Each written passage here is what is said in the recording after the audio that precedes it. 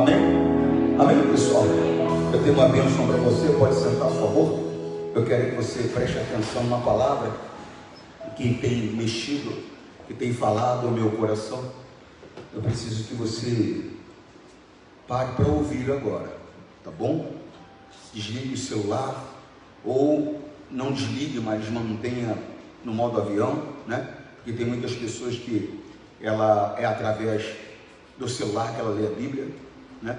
Eu lembro que a primeira vez que eu vi isso, eu fiquei bravo na igreja, né? Porque não era um hábito, não era um costume as pessoas fazerem uso do celular, na Bíblia no celular, né? E tinha gente que tinha e tem gente que não tem muito respeito pela palavra de Deus, e às vezes você está pregando, a pessoa está mandando mensagem, recebendo mensagem, e às vezes eu nem sei o que ela veio fazer na igreja, porque eu creio que cada local que eu estou, eu tenho um objetivo. Quando eu vou a um restaurante, meu objetivo é me alimentar. Eu como porque eu fui lá para isso. Quando eu vou a um cinema, meu objetivo é assistir o filme, e eu vou assistir o filme, fui lá para isso. Quando eu saio para me exercitar, eu vou correr, eu vou me exercitar porque eu fui lá para isso. Agora, quando eu vou na casa de Deus, é para ouvir a palavra de Deus. Então eu tenho que parar, eu tenho que ouvir a palavra de Deus, né? A gente tem que ter o bom senso de ter um comportamento de acordo com o local que a gente está. E tem gente que não tem muito, vamos dizer assim, muita noção. É só parar, observar a palavra. Quando Moisés foi conversar com Deus, Deus foi conversar com Moisés, ele falou: arranca a sandália dos teus pés. Aí ele explicou, porque esse local aqui é santo, ou seja, olha, se comporta aqui com reverência, porque esse local é santo. Era o que ele queria dizer. E às vezes nós não entendemos a importância da reverência dentro da casa do Senhor. É um local de respeito.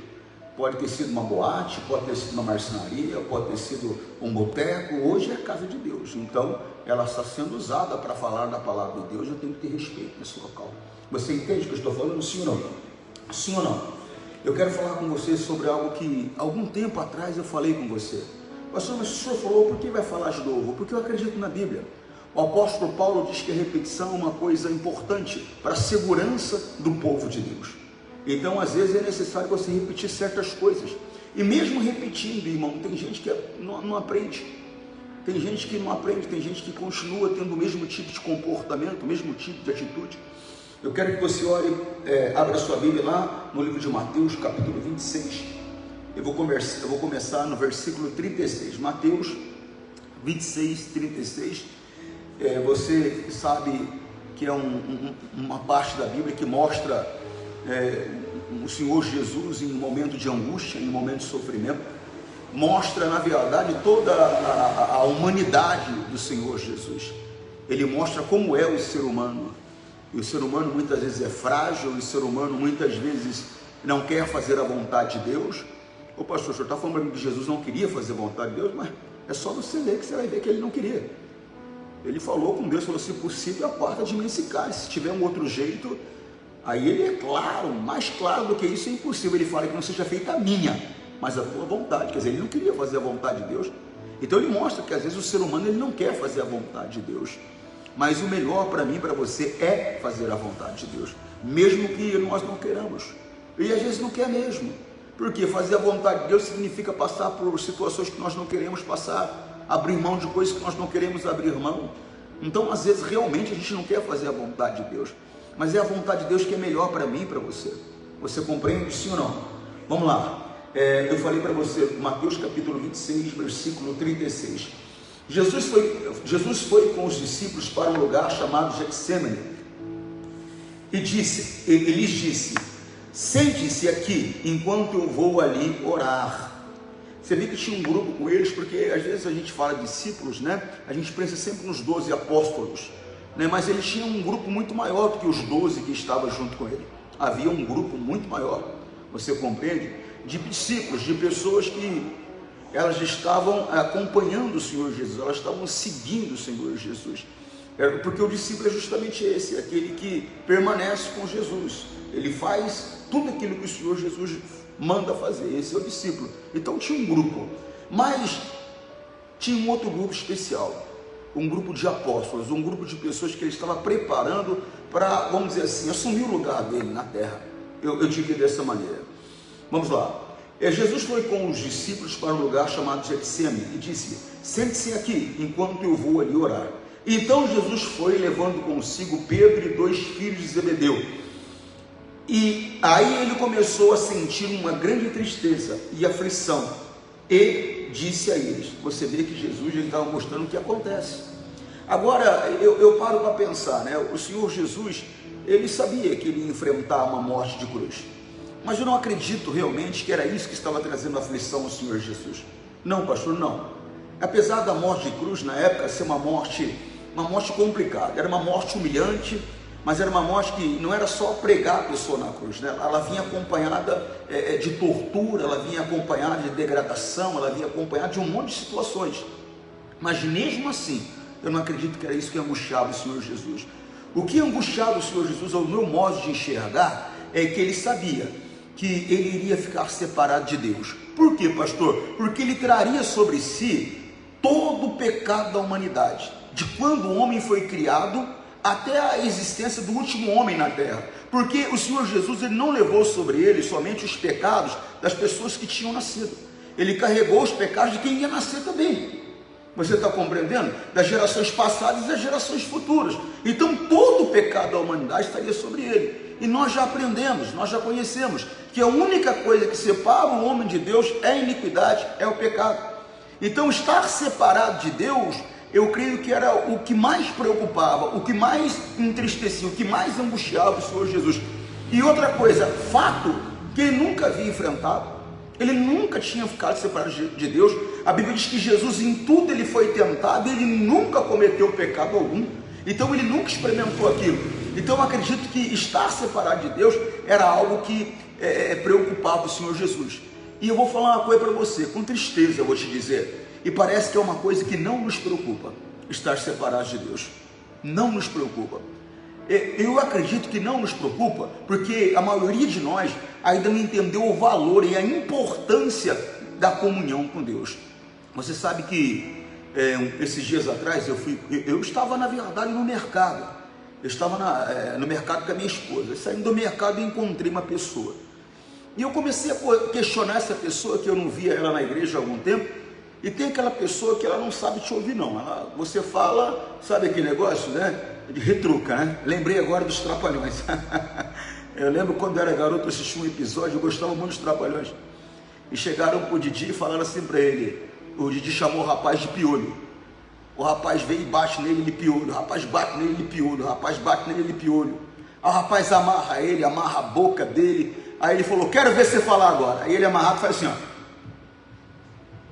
piolho, né?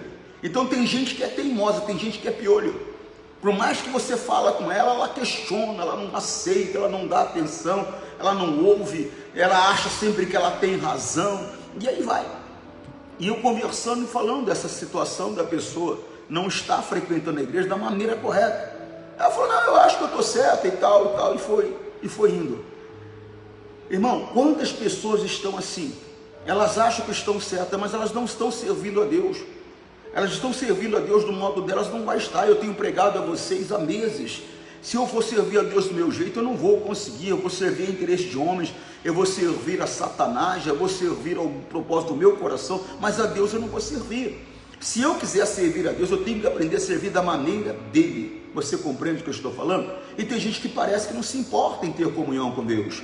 Eu conversava com um outro casal e de repente a mulher começou a reclamar de situações de 15, 20 anos atrás. Eu falei, mas espera aí, vamos chamar ela de Joana. Eu falei, espera aí, Joana, mas isso não aconteceu faz 20 anos, Joana? Ela faz, pastor. Eu falei, mas você não se esqueceu disso ainda? Ela, não, pastor. Eu falei, quer dizer que você ainda não perdoou o seu marido por esse comportamento dele há 20 anos. Para falar a verdade, não. Eu falei, você sabia que você está separado de Deus há 20 anos? Ah, eu não acredito. Irmãos, Marcos 11, 25 e 26. Eu falei com vocês esses dias. Marcos, capítulo 11, versículo 25 e 26. Nós vamos voltar aí daqui a pouco. Marcos, capítulo 11, versículo 25 e 26. E quando estiverdes orando, perdoe os que os ofendem, para que o Pai de vocês que está nos céus perdoe as vossas ofensas. se vocês não perdoarem os outros, o Pai de vocês que está nos céus também não perdoará a ofensa de... Vou ler de novo. E quando estiveres orando, já te expliquei, na oração, diante de Deus, se apresenta a pessoa com o coração quebrantado, você está diante de Deus da oração, com sinceridade, você apresenta a pessoa e perdoa, inocenta a pessoa diante de Deus. Não importa o que ela tem feito, Deus, olha o que ela fez, Deus, a Maria fez isso, mas eu estou inocentando ela agora em nome de Jesus, e eu estou liberando perdão sobre ela, para a tua glória em nome de Jesus Cristo. Tem que ser assim, pastor? É assim que a Bíblia está mandando. Se é assim que a Bíblia está mandando, é assim que tem que ser feito. E quando estiveres orando, perdoe os que os ofenderam, para que o Pai de vocês, que está no céu, perdoe as ofensas de vocês. 26. Se não perdoarem os outros, o Pai de vocês que está no céu também não perdoará as ofensas de... Quer dizer, você me feriu, me magoou, aconteceu isso há 30 anos, e eu não te perdoei. Irmão, eu não te perdoei, então quer dizer que Deus também não me perdoou. Eu estou ou não estou separado dele? Eu estou separado dele. Mas tem gente que o orgulho dela fala mais alto do que a importância da comunhão com Deus, de estar unido com Deus. Tem gente que não se importa muito. Na hora que o pastor está ministrando a Santa Ceia, eu trago a orientação que a pessoa deve confessar o pecado, que a pessoa deve se examinar para não participar em pecado. Tem gente que se examina, mas não participa. Ou seja, porque ela não abre mão do pecado, porque ela não confessa, ela não fica livre do mal. Quer dizer, ela prefere o erro, ela prefere o pecado, ela prefere o orgulho dela do que perdoar, do que abrir mão da autopiedade para poder ter comunhão com Deus. Para ela não tem importância. E eu falei para ela, falei, filha, 20 anos, você está 20 anos separada de Deus. Você vem à igreja há 20 anos, você ora há 20 anos, você dá o teu dízimo há 20 anos, você toma a Santa Ceia há 20 anos, e digo mais, há 20 anos, nada disso teve relevância perante Deus. Eu não penso assim. Mas e a Bíblia? Esse é o grande mal da maioria das pessoas. Não é o jeito que você pensa, não é o jeito que eu penso, é o jeito que a Bíblia diz. Não dá para ficar no meu pensamento, irmão, não dá para ficar na minha maneira de achar. Irmão, isso aqui não é interpretativo, isso aqui é literal, é lei ver, não tem nada para interpretar aqui. Tem coisas na Bíblia que há uma interpretação, e quando há uma interpretação, pode até existir um questionamento. Mas aquilo que está escrito literalmente, eu vou interpretar o quê? Não tem nada para interpretar. Se eu não perdoar, eu não serei perdoado. Mas é que a pessoa não se importa, parece. O orgulho fala mais alto. É porque só não sabe o que ele fez para mim, pastor. Ô irmão, pode ter sido algo abominável, eu não vou desprezar a tua dor. Mas eu quero que você compreenda que se você não perdoar, você não será perdoado por Deus. Isso significa que a comunhão tua com Deus, ela não existe. No mundo espiritual, você não tem nada com Deus, e Deus não tem nada com você. Você simplesmente está separado, ou seja, você está morto. Volta lá. Mateus 26. Vamos lá no 30 e... Vamos no 37 novamente. Então Jesus foi levando consigo Pedro e os 2 filhos de Zebedeu. Aí começou a sentir grande tristeza e aflição, e disse a eles: a tristeza que eu estou sentindo é tão grande que é capaz de me matar. Fique aqui vigiando comigo. Uma outra coisa que eu vejo aqui, a situação estava muito triste, estava muito difícil. Jesus, ele mesmo confessou: eu estou com tanta tristeza, a dor na minha alma é tão grande, o sofrimento que eu estou sentindo é tão grande, que parece que eu vou morrer, de tão forte que é a tristeza que eu estou sentindo. Aí ele mostrou uma coisa que às vezes você não percebe, mas é importante. O que, pastor? Ter alguém com quem você pode contar. Às vezes a gente precisa, e para pregador é difícil, hein? Por quê, pastor? A maioria das pessoas que estão em volta dos pregadores, na grande maioria, não é porque ama o pregador, é pelo que o pregador pode fazer por ela. Pastores, Já cansei de ver, pastor, posição que Deus me deu a graça de ocupar. Às vezes eu tinha 10, 15, 20 pastores à minha volta, fazendo isso, fazendo aquilo, fazendo aquilo outro. Aí você olha para a Bíblia diz que o rei, quando ele está reinando, está lá no livro de Eclesiastes, quando ele está reinando, ele ajuda muita gente, mas basta ele parar de reinar, que todo mundo se esquece dele. Foi sair da posição que ocupava, aí você viu que não existia amor, que não existia consideração, existia interesse. Ou seja, era chamada bajulação, né? Pelo aquilo que pode ser feito. É triste, mas é verdade. E infelizmente, ou felizmente, eu não vou te declarar aqui, mas o Senhor Jesus, ele mostra que às vezes é necessário você ter alguém que você possa contar, você ter alguém que você possa, como diz o outro, descansar a cabeça no ombro. Você está compreendendo, sim ou não? Vai lá. Vou ler o 38 de novo. E a tristeza que estou sentindo é tão grande que é capaz de me matar. Fiquem aqui vigiando comigo. E ele foi um pouco mais adiante, ajoelhou-se e encostou o rosto no chão e orou. Irmão, o Senhor Jesus, quando ele encosta o rosto no chão, não é que só de joelhos e com o rosto no chão que Deus vai me ouvir. Deus me ouve em pé, Deus me ouve andando, Deus me ouve sentado, Deus me ouve deitado, porque na verdade é a posição espiritual que tem relevância. Então por que Jesus se ajoelhou, pastor, encostou o rosto no chão? Ele está mostrando como é que nós temos que chegar diante de Deus. Ele está mostrando que toda vez que eu chegar diante de Deus, eu devo chegar com humildade e reverência. Você compreende? Por quê, pastor? Porque Ele é o Senhor. E na maioria das vezes nós chegamos diante de Deus como se o Senhor fosse a gente. Deus, o Senhor vai fazer? O Senhor não vai fazer? Ele é Deus. Você perdeu o juízo? Ele é Deus. A Bíblia diz que Ele está no céu e nós estamos aqui na terra. Ele é Senhor. Então o Senhor Jesus aqui está mostrando a maneira correta de me aproximar, a maneira correta que nós temos que nos aproximar de Deus, com reverência e com respeito, com humildade, reverência e respeito. Se incline diante dele, não fisicamente, mas se incline diante dele no seu espírito. Reconheça o senhorio, reconheça que ele é Deus, reconheça que sem ele você não tem condições de prosseguir. Você compreende? Então o Senhor Jesus, ele vem e mostra a maneira que nós temos que nos posicionar diante de Deus. E a oração de Jesus foi essa: meu Pai, se possível afaste de mim este cálice de sofrimento, porém que não seja feito o que eu quero, mas o que tu queres. Irmão, o Senhor Jesus, ele está mostrando que não há problema algum de eu mostrar o meu desejo a Deus. Não há problema algum de eu mostrar meu sonho a Deus. Não há problema algum de eu mostrar os meus planos a Deus. Agora o que eu tenho que aprender é aceitar o posicionamento de Deus. É o que a maioria de nós não aprendemos a aceitar.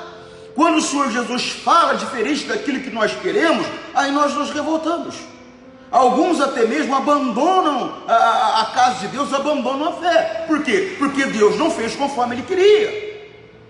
E tem gente que ainda não ouve a Deus e ainda aponta Deus como culpado do sofrimento dele e dela. Eu acho que era um livro do Kenneth Hagin, que fala sobre uma mulher que chegou para o pastor. Ela ficou viúva jovem, muito jovem, e ela chegou para o pastor e falou: pastor, eu encontrei o homem dos meus sonhos. O pastor falou: irmã, pastor, ele é alto, ele é louro, pastor, ele é bonito, pastor, e ele é rico. Encontrei o homem dos meus sonhos. O pastor olhou para ela e falou assim: mas ele é de Jesus? Ele falou: não, pastor, ele ainda não é, mas ele vai na igreja, diz que vai começar na igreja comigo. E realmente ele começou a igreja com ela. Ele até se batizou nas águas, casou-se com ela. Pouco tempo depois parou de ir na igreja. Pouco tempo depois começou a proibir ela de ir na igreja. Pouco tempo depois, cada vez que ela ia na igreja, ele dava uma surra nela. E ele diz que ele estava sentado no jardim dela, esse pastor estava sentado no jardim dele, e ele vê uma mulher manquitola vindo na direção dele. E pela distância não deu para reconhecer. De repente, quando vai chegando perto, ele vê. Era ela. E ela chega para ele e falou: pastor, quando eu morrer, eu vou perguntar para Jesus por que ele deixou casar com esse homem. Mas não é Jesus que deixou. É que nós temos o conhecimento da palavra E o nosso comportamento, na maioria das vezes, é como se nós não conhecêssemos a palavra, como se nós não tivéssemos conhecimento dela. Olha, eu não falei com essa senhora que há 20 anos, ela com mágoa, com rancor no coração, há 20 anos sem perdoar o marido. Eu não falei para ela que há 20 anos ela estava separada de Deus. Eu não penso assim. Mas não é o que eu penso, não é o que o pastor pensa, não é o que você pensa, é o que a palavra diz. E essa falta de temor, essa falta de respeito à palavra, infelizmente, tem se apoderado da vida de maioria de nós. Você vê que a pessoa não se importa. Ela se importa muito quando a dor de barriga chega, quando o sofrimento chega. Aí você vê ele aqui segunda, você vê ele quarta, você vê ele sexta, você vê ele domingo. Se inventar mais um dia, ele está também. Mas é porque está sofrendo, porque está com dor. A dor passa, ele se esquece de Jesus, ele não se lembra mais de Jesus. Irmão, nós temos que despertar. Você compreende o que eu estou falando? Sim ou não? 40. Depois voltou e encontrou os 3 discípulos dormindo. Então disse a Pedro: será que vocês não podem vigiar comigo nem uma hora? Irmão, tem gente que é assim. Como assim, pastor? Tem gente que Deus não pode contar com ela. Tem gente que toda vez que Deus conta com ela, ela falha. Deus não pode contar com ela. Jesus não pôde contar com ele. Jesus precisava, ele não levou aqueles 3 lá por levar. Ele levou aqueles 3 lá porque ele precisava de um apoio, porque ele precisava de um ombro amigo. Mas tem gente que é assim. Irmão, Jesus precisou, ela falha. Ele não pode contar com ela. Ela coloca os desejos dela em primeiro lugar, os planos dela em primeiro lugar, os propósitos dela em primeiro lugar. A vontade de Deus para ela não existe. Irmão, eu repito, não é errado eu mostrar a minha vontade para Deus. Eu chego para Deus e falo: ó, Senhor Deus, eu conheci aqui a Joaquina. Deus, a Joaquina, eu olho para ela, eu vejo a mulher dos meus sonhos, Senhor. Eu tenho planos com a Joaquina, eu quero me casar com ela, eu quero ter filhos com ela, eu quero formar uma família com ela. Aí Deus vem e fala para mim: olha, Antônio, vou falar para você, viu? Eu também tinha a Joaquina no meu coração para você. Inclusive, Antônio, um dos filhos que você vai ter com a Joaquina, eu vou usar e vou abençoar muitas pessoas através dele. Aí a pessoa sorri de alegria. Mas se Deus vem e fala: olha, Antônio, o negócio é o seguinte: por mais que a Joaquina seja maravilhosa aos teus olhos, a Joaquina não é a mulher para você. Vai trazer um problema sério para a tua vida. Ah, não, aí também não dá. Eu vou casar com a Joaquina, eu amo ela. Quer dizer, a vontade de Deus e a palavra de Deus para a pessoa é irrelevante, não tem valor algum. E se Deus precisar dela, Deus não pode contar com ela. Irmão, nós não podemos estar nesse grupo. Deus tem que poder contar comigo. Ele tem que poder contar comigo. Se ele vai me mandar lá para o Jequitinhonha, ele tem que poder contar comigo, que eu vou lá para o Jequitinhonha, eu vou me dar de todo o coração e vou ajudar aquelas pessoas do Jequitinhonha. Se ele me mandar, sair para evangelizar, eu vou com todo o meu coração fazer aquele serviço. Ele vai poder contar comigo, vai me usar para ajudar uma pessoa no meio da rua. Irmão, mas a maioria não quer, só se for do jeito dela. Deus não pode contar com ela. Irmão, nós não podemos fazer parte desse grupo. Olha o 41. Vigie e ore, para que não sejam tentados. É fácil querer resistir à tentação, o difícil mesmo é conseguir. Ele está falando: se nós não nos prepararmos, irmão, porque a oração, ela me prepara, ela me fortalece. Eu já expliquei uma vez que a oração, ou ela me livra do problema, ou me dá força para passar por ele. Porque tem situação que não tem como Deus me livrar. Eu estava pensando hoje, né? Hoje era para ter nascido no domingo, meu neto acabou nascendo hoje. E eu estava pensando, a minha nora me liga chorando, desesperada, né? E eu falei: sempre alguém sofre para alguém nascer. E sempre alguém sofre quando alguém morre. Para entrar nesse mundo você causa sofrimento, para sair desse mundo você causa sofrimento. Não tem jeito. Não tem jeito, Deus não pode te livrar. A criança entrou lá, vai ter que sair. Vai ter que sair. Aí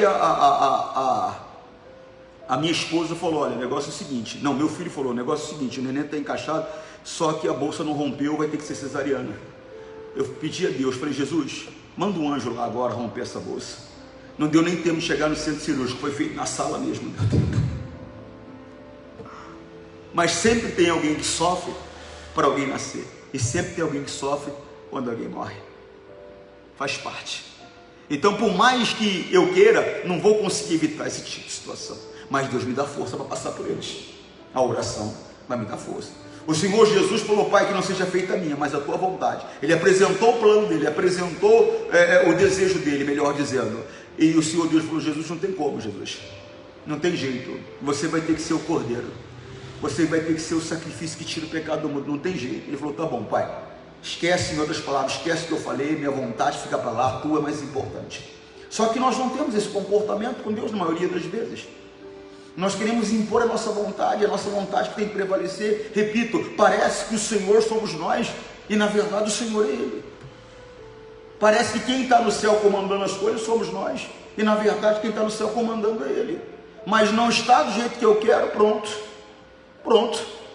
Não, irmão, nós temos que mudar. Está compreendendo? E ele está explicando que se eu não me fortalecer, se eu não me preparar em oração, eu não vou ter força para resistir certos ataques do adversário. Olha o que ele está dizendo, vigiem e orem, é o 41, para que não sejam tentados. É fácil querer resistir à tentação, o difícil mesmo é conseguir. Ele está falando: se vocês não estiverem preparados, a hora que o ataque do adversário vier, vocês não vão aguentar, vocês vão sucumbir. Eu já vi pessoas santas cair em adultério. Pessoa que você nunca imaginou. Mas por quê, pastor? Parou de buscar a força de Deus. Quando o diabo atacou, não teve força para resistir. Não queria, achou que não ia cair, caiu. E em outras situações, você tem que estar pronto, preparado. Se a tentação vier contra você, você vai ter força para resistir à tentativa do diabo de te afastar de Deus. Porque tentação não é nada mais do que isso. Tentativa de Satanás em afastar você de Deus, oferecendo para você algo que te é interessante, viu? O diabo não oferece para ninguém nada que não é interessante para ela. O diabo não oferece nada para ninguém que ela nunca desejou antes. Ele só oferece aquilo que te é interessante, que pode mexer com você, senão ele não te oferece. Irmão, já pescou? Alguém já pescou? Você gosta de pescar? Você sabe que dependendo do peixe é o tipo de isca que você... Dependendo do tipo de isca que você usa, é o tipo de peixe que você pega, né? Não adianta você querer dar uma isca para um peixe que não interessa para ele, mas no momento que você colocou uma isca que interessa, você pega. Está entendendo? Sim ou não? Me lembrei de um rapaz, a vez que ficava com um pesqueiro. Eu não sei pescar mesmo, mas o pastor Maicon pesca, é especialista em pescaria, nunca vi. E estamos lá e ninguém pega nada. Aí o rapaz veio, sentou, catou um queijo, partiu o queijo, colocou um pedacinho de queijo, jogou e... Falei: rapaz, esse peixe aqui deve ser tudo mineiro. Porque o que é de peixe que ele pegou com queijo? Falei: deve ser tudo mineiro esses peixes, e a gente não sabia. Quer dizer, irmão, desperta. O diabo, ele fica observando. Ele sabe o que te mexe com você e o que não mexe com você. Ele sabe o que te interessa e o que não te interessa. Ele sabe onde há uma fragilidade e onde não há uma fragilidade. Agora, se eu estiver em Cristo, ele não vai encontrar fragilidade. Por quê, pastor? Porque não há fragilidade em Jesus, a palavra. Você compreende o que eu estou falando, sim ou não? 42. Pela segunda vez, Jesus foi orar dizendo: meu Pai, se este cálice de sofrimento não pode ser afastado de mim, sem que eu beba, então que seja feita a tua. Você vê que às vezes a gente fala e não deixa Deus falar. Jesus orou, parou, conversou com os discípulos, voltou com uma oração semelhante. Porque a primeira oração dele, como foi? Meu Pai, está lá no 39. Meu Pai, se possível, afaste de mim esse cálice de sofrimento, porém, não seja feito o que eu quero, mas o que tu. Olha o 42, a oração. Meu Pai, se este cálice de sofrimento não pode ser afastado de mim sem que eu beba, então que seja feita a tua. A impressão que dá que Deus falou com ele e agora ele está dando uma resposta para Deus. Então tá bom, não tem jeito. E às vezes a gente fala e não deixa Deus falar. A oração é um diálogo, não é um monólogo. Você tem que aprender a ouvir Deus. A Bíblia diz que a gente não sabe nem orar, nem pelo que orar. Mas Deus nos explica que maneira devemos orar, na direção e na força do Espírito Santo. Então, quando começar a orar, Deus, eu estou aqui diante do Senhor em nome de Jesus, e eu peço ao Senhor a graça de orar na direção e na força do Espírito Santo. E comece a orar, deixa o Espírito Santo te dirigir. Vai ter um momento que sumiu palavras, pastor, deixa Deus falar com você, pede para o Espírito Santo te ensinar a ouvir a Deus, e Ele ensina, lembra? A Bíblia diz que aquele que tem o Espírito Santo, ninguém precisa ensinar nada a ele, o Espírito Santo ensina tudo. Ele ensina. Amém, pessoal? Está entendendo, sim ou não? 43. E ele voltou de novo e encontrou os discípulos dormindo. Eles estavam com sono e não conseguiam ficar com os olhos abertos. Jesus tornou a sair de perto deles e orou pela terceira vez, dizendo as mesmas palavras. Então voltou até onde os discípulos estavam e perguntou: vocês ainda estão dormindo e descansando? Olhem, chegou a hora que o Filho do Homem está sendo entregue nas mãos dos maus. Levante-se e vamos embora. Vejam, aí vem chegando o homem que está me traindo. Irmão, infelizmente, sempre tem aquele que está traindo você. Que isso, pastor? Infelizmente, é uma coisa que pode acontecer.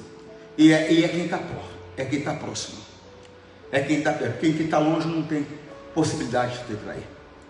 Então, eu não vou viver desconfiando de todo mundo, mas vou ter uma comunhão com Deus, para ter a sensibilidade, para perceber em quem eu posso confiar, quem eu não posso confiar. Quem é aquele que eu posso levar para deitar no ombro dele, e quem é aquele que eu tenho que manter longe de mim. Você compreende o que eu estou falando? Sim ou não? Que Deus possa falar mais ao seu coração.